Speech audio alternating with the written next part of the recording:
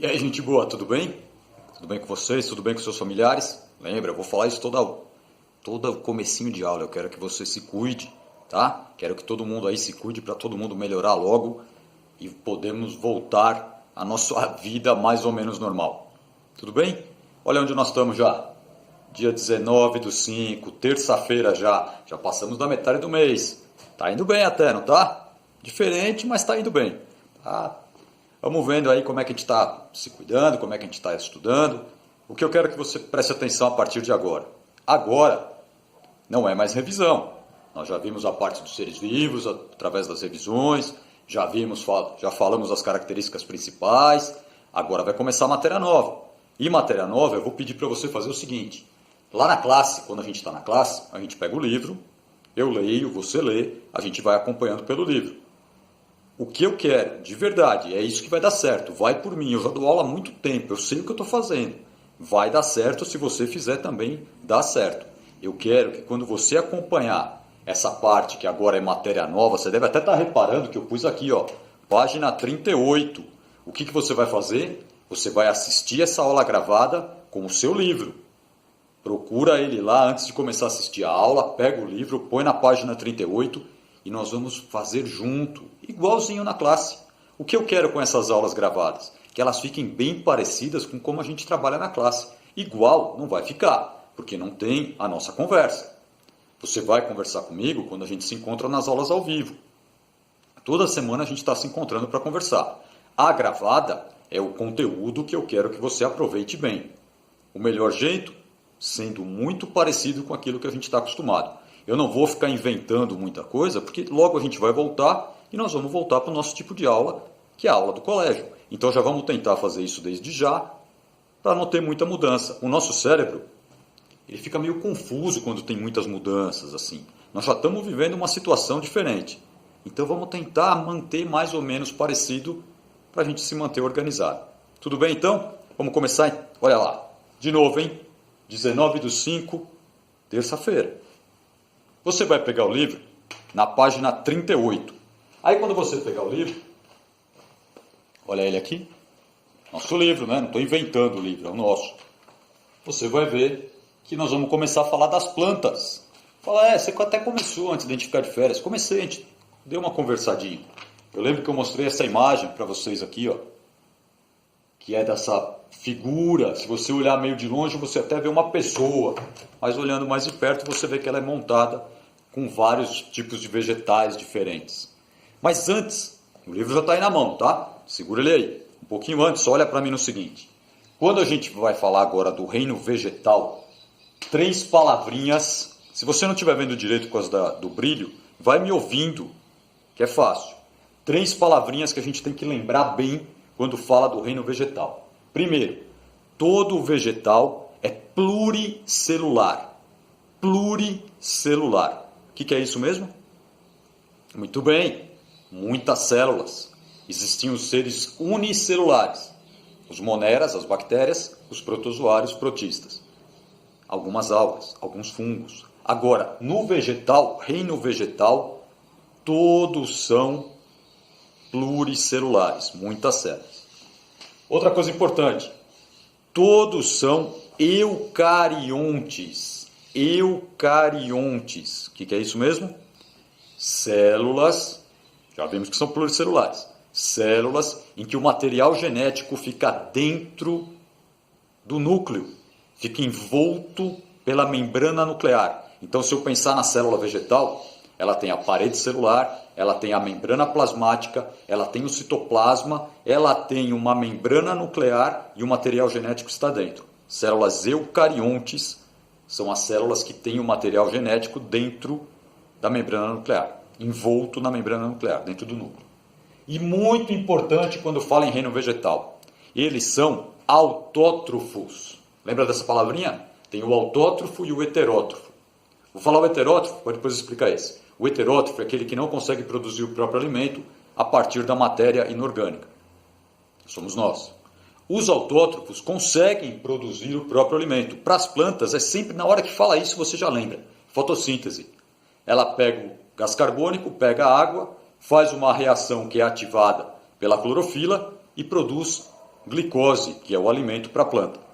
Então, autótrofo são os seres que conseguem produzir no interior das suas células o seu próprio alimento. Nós precisamos procurar comer um alimento, aí sim o nutriente vai para a nossa célula. A gente não consegue sozinho produzir. Então vamos rapidinho. Pluricelular, eucarionte e autótrofo. Isso é uma característica básica do reino vegetal. Tem alguns outros que são assim? Tem, mas o vegetal tem que ser assim. Tranquilinho até aí? Então agora sim. Pega o livrinho. Opa, tô pegando o livro aqui, ó. Pega o livrinho. Acompanha comigo. Igual a gente faz na classe. Só que lá eu peço para alguém ler, eu leio, outro lê. Aqui eu vou ler e você vai acompanhar. Fica com o lápis na mão, que em alguns momentos eu vou pedir para você grifar. Beleza? Vamos lá? Os principais filos de plantas. Filos são os grupos. É o reino vegetal e ele se divide em grupos, que são os filos. As plantas vivem em ambiente terrestre, com umidade variada e estão espalhadas por todo o planeta. Mas na história do planeta Terra, a vida na Terra, como elas surgiram? Há cerca de 450 milhões de anos, os oceanos já estavam intensamente povoados por algas. Mas lembra, as algas não são do reino vegetal, as algas são do reino protista. Mas os continentes continuavam desabitados. Uma alga marinha que ficasse fora d'água morreria em pouco tempo. A gente sabe que a alga tem uma estrutura diferente, que ela precisa ficar na água, por isso que ela não é mais. Antes até tinha essa dúvida, mas ela não é planta, ela não é do reino vegetal. Agora ela está classificada, ela não é mais do reino vegetal.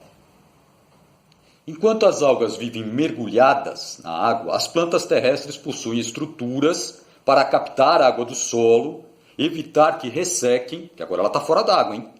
Sustentar-se acima da superfície e ainda transportar as substâncias pelos ramos.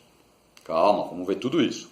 Aí está mostrando uma ilustração em que começa com as algas, só para mostrar que ela é a origem, porque ela também é pluricelular, eucarionte e autótrofa, só que ela não conseguiu sair da água. As plantas do reino vegetal conquistaram o meio terrestre. Aí começa a origem das plantas. Aí vem os 4 principais grupos de plantas que a gente conhece. Os 4 principais filos de plantas. Eu vou falar rapidinho aqui na lousa, depois a gente continua aqui. Existe o filo dos briófitas. Você fala, nossa, cada nome ia ser. Mas a gente vai ficar falando e você vai lembrar. Briófitas são os musgos. As pteridófitas, as samambaias. Deve ter até uma samambaia na sua casa. As gimnospermas, os pinheiros. Eu estou dando aqui um exemplo que é o principal. Tem outros exemplos. Esse aqui é para você lembrar bem. E as angiospermas, todas as árvores com fruto. Então até que eu escrevi aqui, os frutíferas. Briófitas, os musgos. Eu estou falando da mais simples para mais com mais estruturas. As pteridófitas, samambaias, gimnosperma, os pinheiros, angiosperma, as frutíferas. Vamos voltar aqui? Aí vai aparecer um pense e responda. Se a gente estivesse na classe, como é que funciona mesmo? Um colega chama o outro e o outro tenta responder. Imagina que eu estou chamando você. Tenta responder. Pega aqui, lê e põe uma respostinha aqui do lado. Faz de conta que eu te chamei. Lembra como é que funciona? Você tem que responder. Se você acertar, ponto positivo. Se você errar, não perde nada. Mas se você não fizer, ou se você falar, não sei, aí eu tiro. Lembra? Então, é só ler com calma, eu não vou nem ler. Você vai ler e você vai responder. Quando a gente se encontrar, você pode tirar essa dúvida comigo, ou se você já tiver certeza da resposta, parabéns, melhor ainda. Vamos lá para cima. Esse primeiro parágrafo, depois se você quiser você lê, eu não vou ler não. Vamos direto para o mais importante. Os musgos, características e reprodução. Os musgos são plantas pequenas, com alguns centímetros de altura. Tem uma fotinha aqui do lado, dá para ver muito bem. Prendem-se ao solo por meio de rizoides. Como ele não é ainda uma estrutura, uma planta com muitas características, lembra, ele acabou de sair da água e foi começar a morar na terra. Então ele ainda não é muito completo. Então nem raiz ele tem uma estrutura que chama rizoide. É como se fosse uma raizinha, mas não é. Estrutura parecida com as raízes. Os musgos são as plantas mais conhecidas do filo Bryophyta. Olha ele aqui, Bryophyta, os musgos. Pega um lápis aí, lembra que eu falei que você ia grifar? É agora, grifa aí. Elas não possuem vasos condutores, o que permitiria um maior crescimento. Já vou explicar já, só continua grifando. Sem esses vasos, a água circula pelos tecidos e não atinge grandes distâncias. Agora eu vou explicar. Dentro da planta tem uns, imagina assim para ficar simples, como se fossem uns caninhos, como se fosse as veias num animal, as artérias, o sistema circulatório.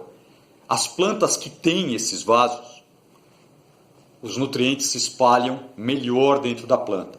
As plantas que não têm esses vasos, os nutrientes têm que se espalhando de uma célula para outra. Como vai muito devagar, essas plantas não conseguem crescer muito. Por isso que os musgos são sempre pequenininhos. Como eles não têm vasos condutores, o líquido, a água, os nutrientes vão passando devagarzinho de uma célula para outra, até encher a plantinha. Como isso demora muito, ainda tem a ação da gravidade que atrapalha, tem vários fatores, elas não conseguem crescer muito. As plantas, nós vamos ver daqui a pouco que são as outras. As outras que passaram a ter o vaso condutor, essas podem crescer muito. Tem plantas muito grandes, porque elas têm. A Bryophyta não tem. Lembra? É das plantinhas mais simples para as que vão ganhando cada vez características melhores. Beleza, agora não precisa grifar. Aí tem aqui o tipo de reprodução, vai acompanhando comigo, vai contar um outro parágrafo aí só se você quiser ler, mas não precisa. Pula para o outro, que o outro é muito importante. Os musgos se reproduzem sexuadamente. Isso mesmo, tem o musgo macho e o musgo fêmea. Vai ter uma estrutura como se chama anterozoide, vai ter uma fecundação. Dá para ver no desenho aí, ó. Você está acompanhando, você vê no desenho. A planta macho, a planta fêmea. Aí uma solta o gameta masculino, a outra tem o gameta feminino. E o gameta masculino vai nadando e chega até o gameta feminino. Aí você fala, mas vai nadando como se ele não está na água? Boa, prestou atenção. Essas plantinhas têm sempre que estar bem próximos à água ou lugar muito que chove bastante. Porque essa aguinha da chuva, eu já vou ler isso já. Essa aguinha da chuva ou alguma aguinha de um riozinho que chega perto, é aí que a célula, o gameta masculino consegue nadar. Acompanha comigo. Para ocorrer o encontro dos gametas, é preciso haver bastante água perto da planta, pois os gametas masculinos nadam até encontrar o gameta feminino, que fica fixo em outra planta. Por isso dizemos que as briófitas, embora vivam no solo, dependem da água para a reprodução. Sem a água da chuva ou os respingos de uma cachoeira, por exemplo, o encontro dos gametas não iriam ocorrer. Precisa da água para o gameta ir nadando. Então, ó, ela é simples ainda. Ela já é melhor porque ela já veio morar no ambiente terrestre. Mas ela ainda depende bastante da água. Grifa aí agora, por favor. Essa é importante. Grifa até com uma linha grossa. As briófitas não formam sementes, flores ou frutos. Ser simples ainda. Vira agora aí que agora nós vamos falar das pteridófitas. Samambaias. As primeiras plantas com vasos condutores. Aê, agora sim. Se ela tem vaso condutor, ela pode espalhar o nutriente pela planta e pode crescer bem mais. Se tiver samambaia aí na sua casa, tem algumas casas aí que tem samambaias que podem chegar a ter mais de 1 metro de comprimento, aquelas folhas compridas, assim, penduradas.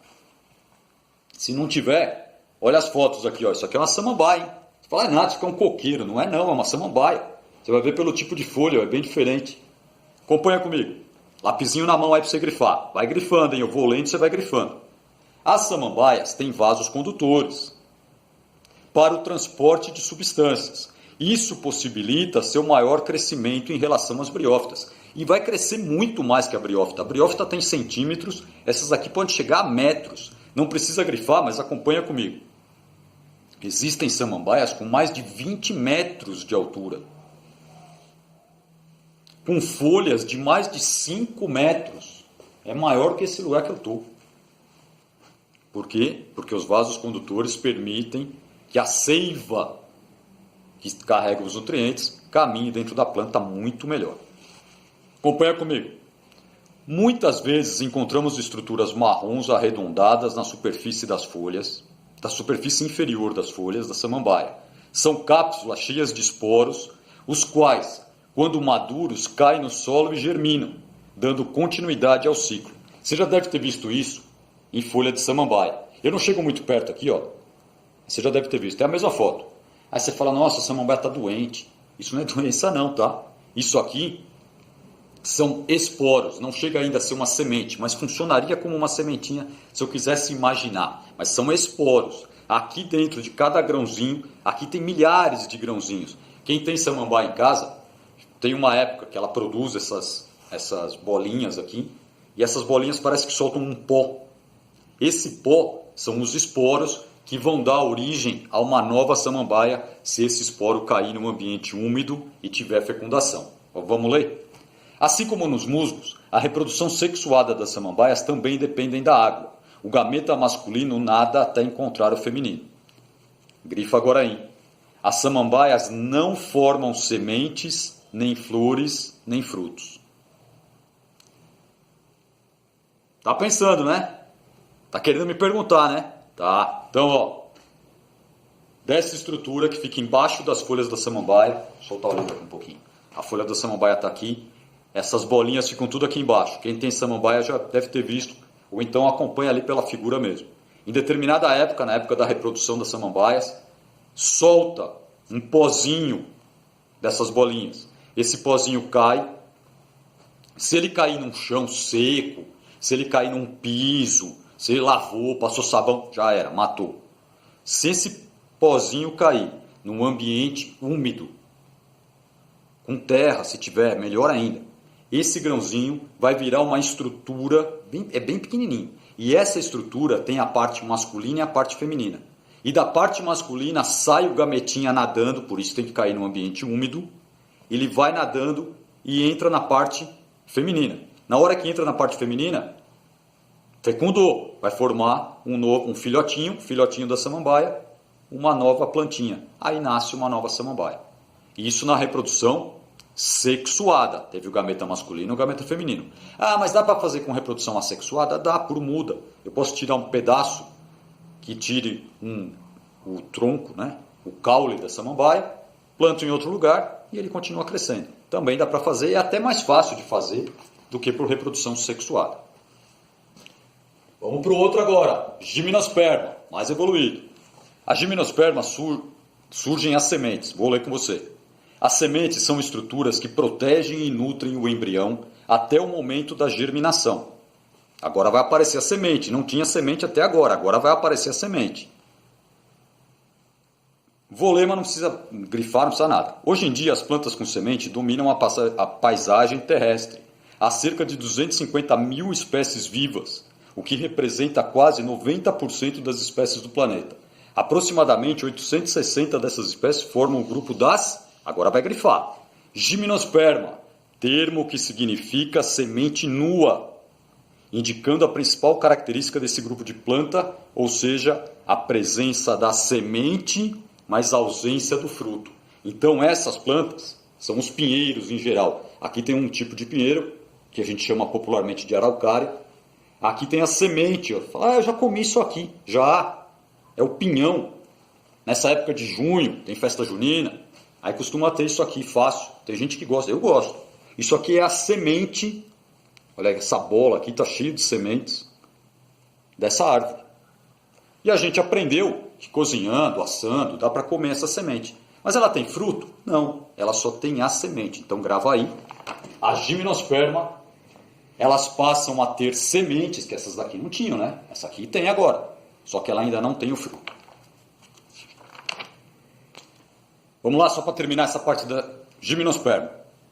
Os pinheiros são plantas vasculares, tem vaso condutor. O transporte de água até as folhas e a sustentação do vegetal são feitos pelos vasos condutores.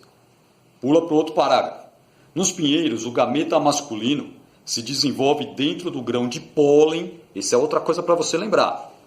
Agora aqui, ó, na gimnosperma vai aparecer uma estrutura que até então não tinha, que é o grão de pólen.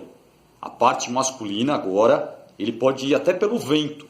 Na hora que ele chega na parte feminina, ele vai se esticar, formar um tubo que vai carregar a célula para a fecundação. Então agora tem o grão de pólen, que vai ajudar na polinização, por isso que tem essa palavra. Deixa eu ler de novo aqui, ó. Que pode ser transportado pelo vento até o gameta feminino. Nos pinheiros, a fecundação, o transporte nos pinheiros é praticamente sempre pelo vento. Pode ter por outros fatores, mas quase sempre a polinização nos pinheiros, nas gimnospermas, é pelo vento. Assim, os pinheiros não dependem da água para que ocorra a reprodução sexuada. Essas duas dependem da água ainda, que é para o gameta masculino nadar até o feminino. Esse daqui agora, o gameta masculino é o grão de pólen e ele pode ir pelo vento, não depende mais da água. Tudo bem até aí? Antes de eu falar essa outra parte, eu vou dar uma paradinha. Quando eu voltar agora vai ser bem curtinho. Eu vou dar uma paradinha para você respirar, tomar uma água. Já volto já, hein? Só um minuto.